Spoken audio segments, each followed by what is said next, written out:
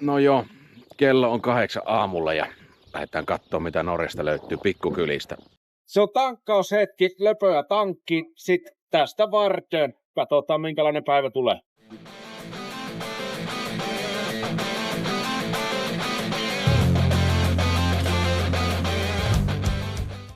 No minkä takia mä sitten näitä videoita rupeen tekemään? Sen takia kun ei oikeastaan talvella hirveästi ole tekemistä täällä. En tykkää hiihtää eikä omista moottorikelekka. Ja arvelin kiertää näitä Norjan niin sanottuja persauskyliin. Tälleen talvisesta vinkkelistä. Nyt ollaan Näätämöjoella. Monille tuttu paikka, varsinkin kalastajille. Onhan siinä pikkusen sitä jäätä tällä hetkellä. Mutta kyllä tää on nätin näköinen näin.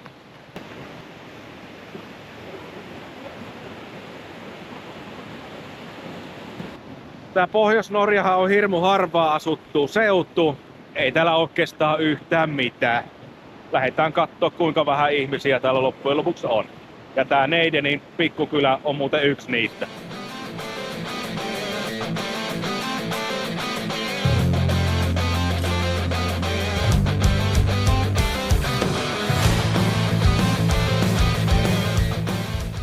Tiesitkö, että Finnmarkissa on vain 242 000 asukasta, eli 4,5% koko Norjan väestöstä, ja tämän pinta-ala on 48 600 neliökilometriä, eli aikamoinen läntti.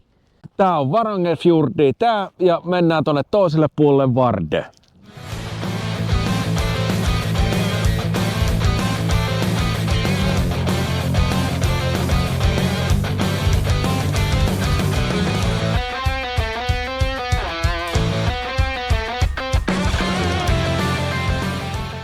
Varangerbotten, tuo Norjan Chicago, Finnmarkin viihde-elämän keskus. Täällä on reilu 300 henkilöä. Tästä on 125 kilsaa matkaa Kirkkenesiin ja nyt ollaan Vuonon pohjassa ja jatketaan tohon suuntaan kohti Vardø.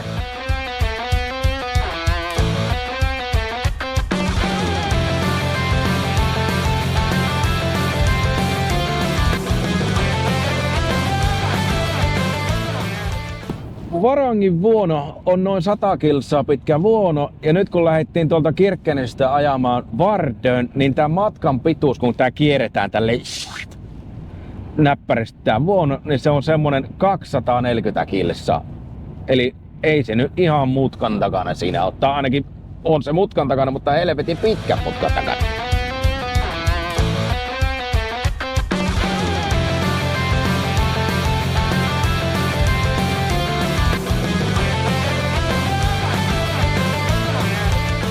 Pitihän se välipysäys tässä Vatsassa tehdä, kun kaljaa teki mieli. Ei tää nyt niin pieni paikka ole, tekemättä Panimoa löytyisi tää Panimon myymälä. Tässä on tämmönen kuin Kväänbrygg. Ja käydään hakemassa tosta lauantailta saunaoluet.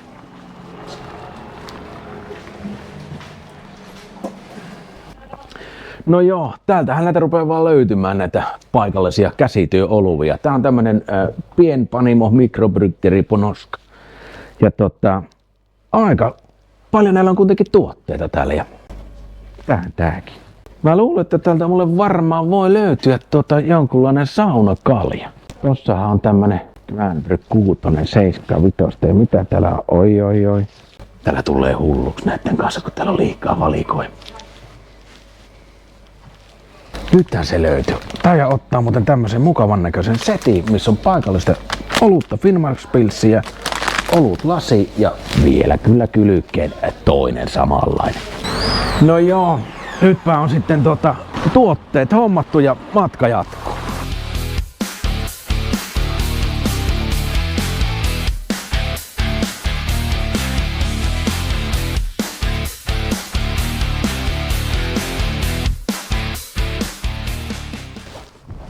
Haloo! Onko täällä kettä? Ei täällä oikeastaan oo kettä. Tää on aika avointa aluetta ja edelleenkin Varangin vuono taustalla. Jos täällä tykkäisit täällä vaikka kesämökkeillä leireillä, niin ei varmana oo ihmiset häiriöksi. Karua seutua, ei paljon puita oo eikä oikeastaan juuri muitakaan. Tammikuu lähenee loppuun ja ei täällä kyllä hirveästi luntakaan oo perkele tulitikkuaskin verran. Mutta tämmöistä se aina välillä on. Vuodet ei ole veljeksiä.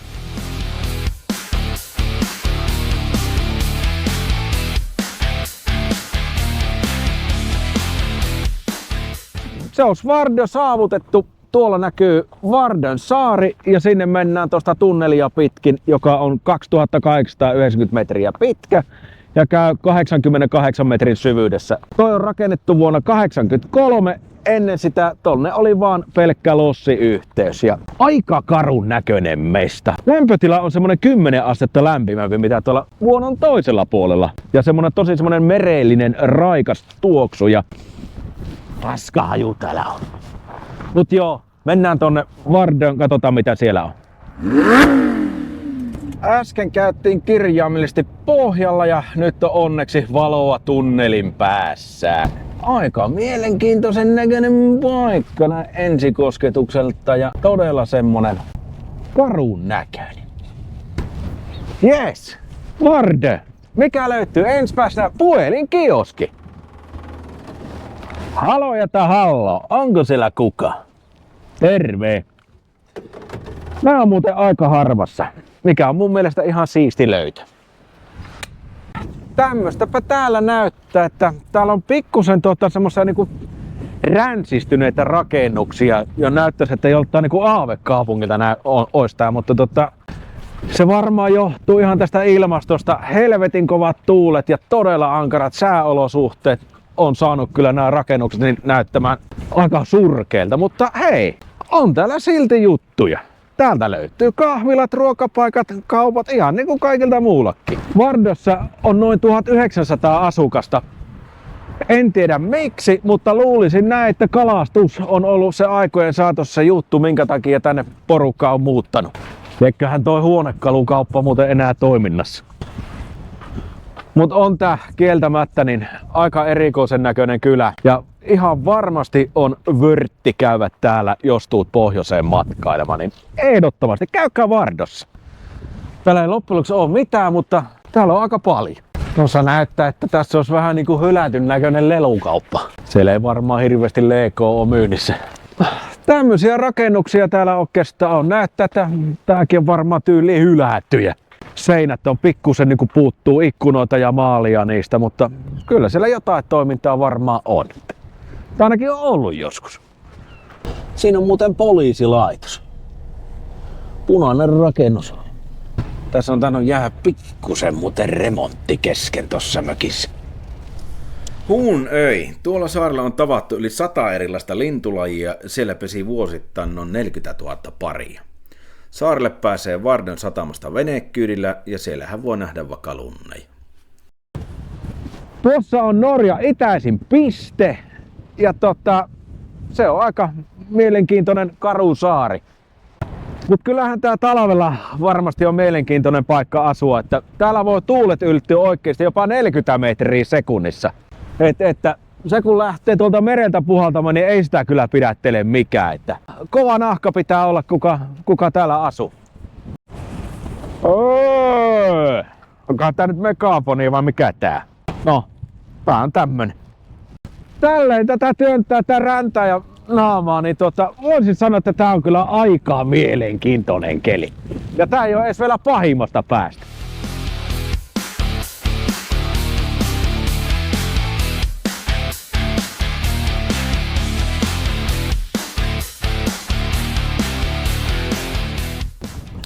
Täällähän voit nähdä sitten tämmösiä pikkusia kupoleita. Mitä nämä sitten on? Virallisesti ne on semmosia, että niillä tutkitaan avaruusromua, mutta mä epäilen, että niillä varmaan tutkitaan jotain ihan muuta.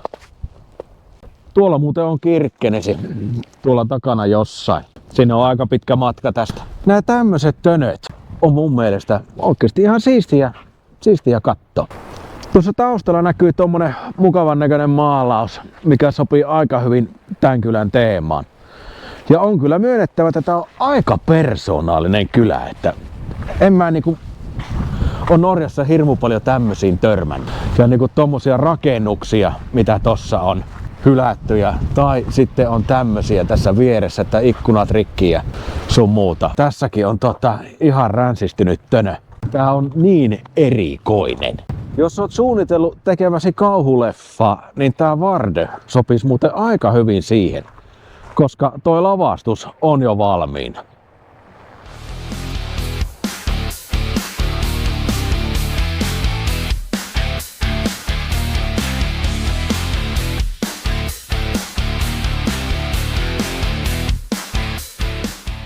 Tämmösiähän täällä riittää, näitä veneen rohia. Tää oikeesti näyttää tää paikka siltä, että ihan niinku aika olisi pysähtynyt. Aika uniikkia mesta. Vardöhus, eli Vardön linnoitus. Tää uskotaan, että tää on rakennettu 1307 alun perin Håkon 5 Maununpojan johdosta. Mutta tää nykyinen rakennus on kuitenkin 1737. Ja tämä on maailman pohjoisin linnoitus. Erittäin mielenkiintoisen näköinen paikka, ja tää on ihan ilmanen keskellä kylää. No joo, mennään kattoo mitä täältä löytyy. Tässä on ihanat tämmöiset vanhat linnoituksen holvit ja... Ai heti on kuule paluu 1700-luvulla. Mutta mä uskon ainakin, että silloin kun tää on ollut toiminnassa niinku oikeesti, että tää on ollut enemmän niinku rangaistuslaitos ihmiselle, koska tää helvetti ja täällä talvella 1700-luvulla niin tuulissa pakkasissa, niin eihän se ole ollut muuten kiva. Tämmöstä kuitenkin on täällä linnoituksen pihamaalla.